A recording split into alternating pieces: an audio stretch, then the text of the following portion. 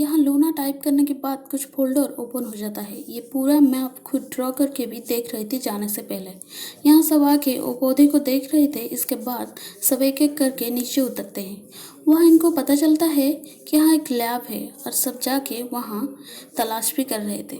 और तो वहीं तलाश करते टाइम एक वही शैम्पूल की बोतल भी देखते हैं और वहीं से पौधा उगना शुरू हो गया है। इसका मतलब लूना और वाटर से ही ये सारे पौधा ही हो गए हैं वहाँ पर। और वहाँ बहुत सारे लूना वाटर का बॉटल भी देखते हैं तो सब हरे रंग का थी। इसका मतलब सब सही कंडीशन में था। तो ये कुछ ले लेते हैं वहाँ से और दूसरी तरफ से ये सब बाहर तलाश कर रहे थे।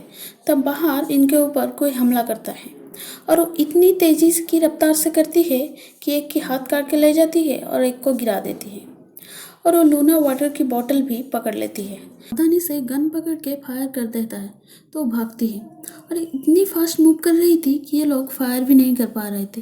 तब एक की गोली उसे लग जाती है तो वो वहीं थी और ये लोग दूर से उसे ऑब्जर्व कर रहे थे कि उसके कान के पास कुछ गील जैसा भी है और वो एक छोटी बच्ची है जो कि बहुत फास्ट है और वहाँ से चली जाती है और जाते टाइम एक को घायल करके भी गई है।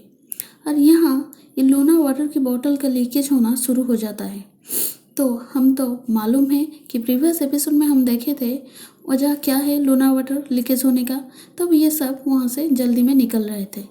ये पैक किया हुआ लूना बोतल लेते टाइम देखता है कि वहाँ की सारी लूना वाटर सैंपल रेड हो गया है क्योंकि वहाँ की थर्मो रेगुलेशन की बैलेंस बिगड़ गया है गया था। और दूसरे को वो लड़की जो घायल करके गई थी उसके लंग्स में ब्लड डिपॉजिट होने की वजह से ये लोग ट्रीटमेंट कर रहे थे। अब ब्लड की ज़रूरत होता है तो ये ब्लड देता है। इनको समझ नहीं आ रही थी कि वो हमारी जान के पीछे क्यों पड़ा है।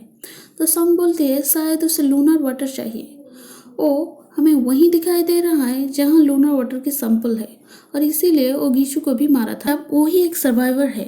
तो कैप्टन चोई को वो सैंपल दिखाता है तो बोलती है वो जो भी है उसे पकड़ो, दूसरे की हाथ नहीं लगना चाहिए वरना वो अच्छा नहीं होगा।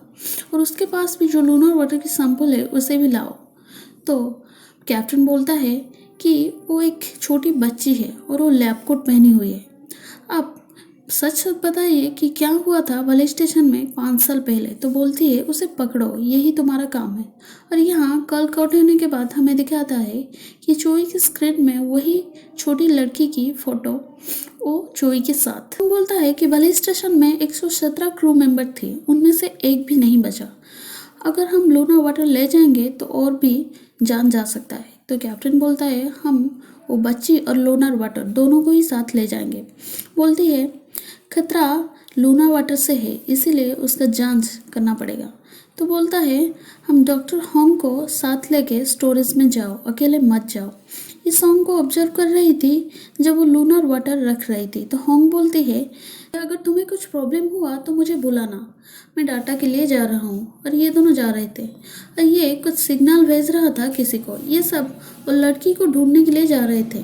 तब ये दोनों डाटा भी एक्सेस करने के लिए कोड की जांच कर रहे थे।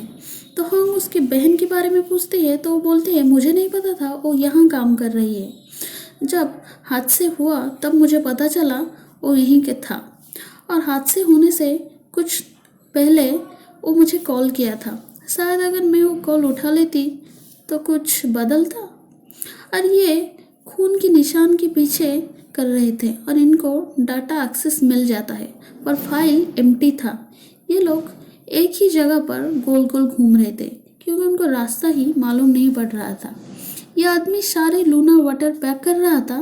तब ये दोनों आ जाते हैं तो पूछते हैं।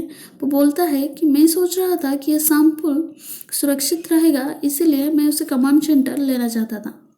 सॉन्ग बोलती है नहीं वो यहीं रहेगा। तो बोलता है जैसा आपकी मर्जी।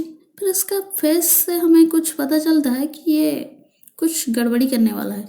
तब ये देखता है कि वो लड़की लैब की दरवाजे के पास है। कैप्टन को बोलती है कि कैप्टन वो यही है। तब ये उसके ऊपर फायर कर देती है तो फास्ट मूव करके इसे गिरा देती है।